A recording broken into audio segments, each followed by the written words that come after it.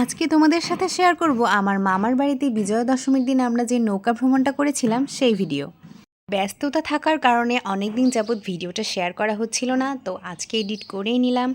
প্রথমে এখানে আমি আমার মামাতো ভাই বোনদের জন্য কিছু চকলেট আর চিপস নিয়ে নিলাম, আর এগুলো নিয়েই আমরা চলে যাব মামার বাড়িতে।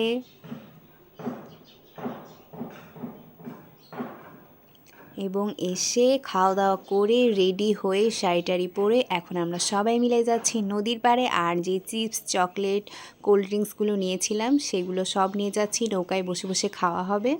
আর এইটা হচ্ছে সে আমাদের নৌকা, অনেক বড় নৌকা আমাদের ভাড়া করা হয়েছে এবার। এরপরে আমরা একে একে নৌকাতে উঠে যাচ্ছি। সাঁতার জানি না বলে একটু একটু ভয় লাগছিল, তবে এই ফার্স্ট টাইম আমি নৌকায় উঠেছি, খুবই এক্সাইটেড ছিলাম সেদিন।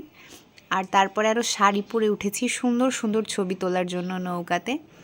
এবার আমাদের আস্তে আস্তে নৌকা যে স্টার্ট করা শুরু হচ্ছিল, চুলগুলো উঠছিল, বেশ লাগছিল। কিন্তু সবাই তো বসে আছে, কিন্তু আমরা দাঁড়িয়ে আছি বাতাস উপভোগ করার জন্য। অনেকক্ষণ দাঁড়ানোর পরে পা ব্যথা হয়ে যাচ্ছিল, তাই একটু বসে পড়লাম।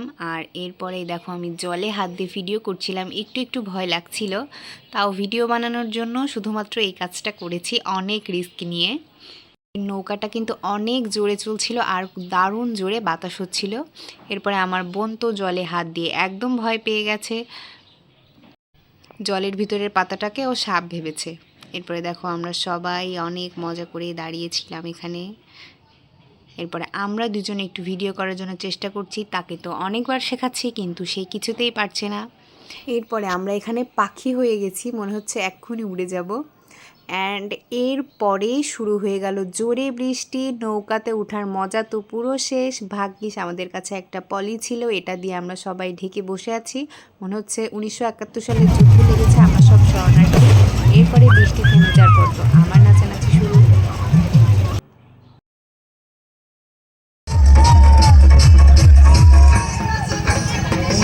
বৃষ্টি হওয়ার কারণে সেদিন আর সন্ধ্যা পর্যন্ত থাকা হয়নি, এ কারণে সকাল সকাল বাড়িতে চলে আসা হয়েছিল আর এই বাজিগুলো ফাটানো হচ্ছিল।